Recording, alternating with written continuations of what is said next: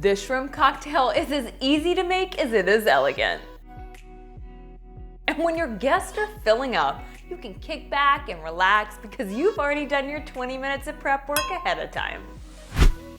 Oh yeah, and I'm London, Brazil, and you are watching Evolving Table, where we make healthier spins on classic recipes. And while today's shrimp cocktail is already low-carb, gluten-free, and dairy-free, I'll also be teaching you a few simple substitutions so you can easily make it paleo, Whole30, and even keto compliant. All right, are you ready? Let's jump straight in and get to cooking. There are two key factors when it comes to making an exceptional shrimp cocktail: the shrimp, and of course, the cocktail sauce. So let's first start off with the shrimp. In today's recipe, you'll need 1 pound of a medium-sized shrimp, preferably a 21 to 25 count per pound. You can use a larger or smaller size, but you will need to adjust the cook time accordingly. Shrimp that have already been peeled and deveined with their tails still on are the best to use. If you can't find these, easy peel shrimp that have already been deveined are another great option. Frozen shrimp can be used, but will not taste quite as good as fresh. If you purchase shrimp that have not yet been peeled, you'll need to remove the peel while also keeping the tail intact. This part can be a little difficult, but I learned a little trick recently from the guy at the seafood counter, believe it or not. Well, actually, I do believe it because they really do know what they're talking about. It has made this so much easier to do. You'll want to first grab the tail end of the shrimp while removing the peel adjacent to it.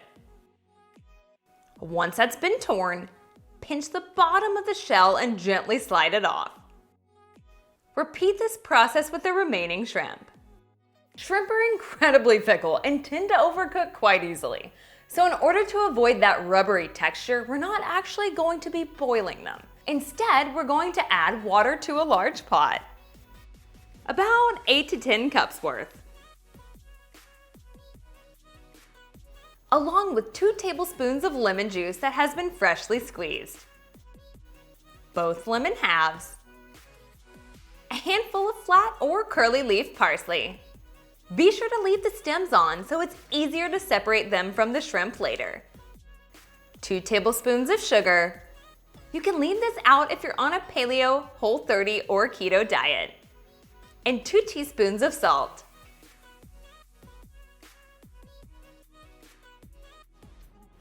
Bring the pot of water to a boil, and then turn off the heat once it's boiling. Carefully add the shrimp to the hot but no longer boiling water. Try not to just plop them in, since the hot water may splash and end up burning you. Once all of the shrimp have been added in, set a timer for 2 to 3 minutes. This will largely depend on the size of the shrimp. Smaller shrimp take closer to 2 minutes, and larger shrimp closer to 3. You'll know the shrimp are cooked through when their tails begin to curl and they are no longer translucent. And let's back up real quick here.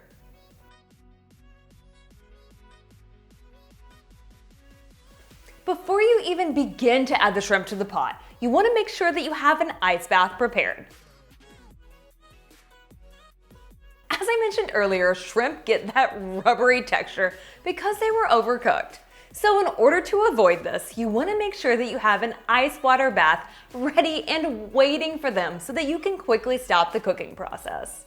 Remove the shrimp using a slotted spoon and add them to the ice water bath. When preparing the ice bath, make sure the bowl is large enough to fit all of the shrimp. Fill the bowl up with ice and water to no more than 2/3 full, since the shrimp will take up the rest of the room. Let the shrimp soak for at least 10 minutes or until chilled. Moving on to the cocktail sauce. Well, yeah, you can just buy the bottled kind at the grocery store. Making it at home is actually super easy to do, and it's got so much more flavor. To make it, you'll want to add 1 cup of ketchup to a medium-sized bowl.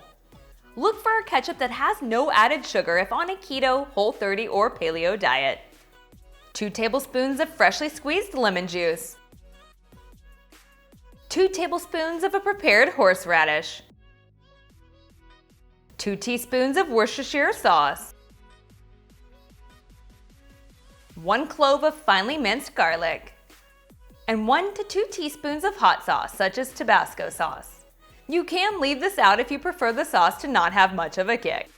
Whisk the ingredients together until smooth,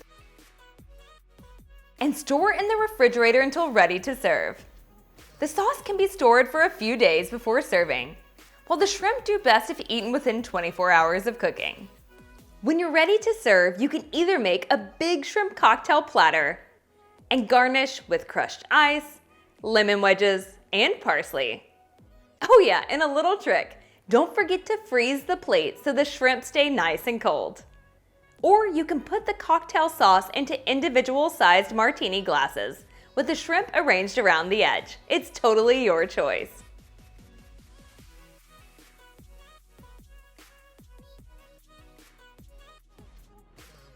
Oh man, I could totally double the batch because I'm not sure these are gonna make it to our party. The shrimp are perfectly cooked and tender, while that sauce has such an incredible tang. If you want a few more easy appetizer ideas, make sure you check out these other party food recipes. Thanks so much for hanging out. I'll see you in the next one.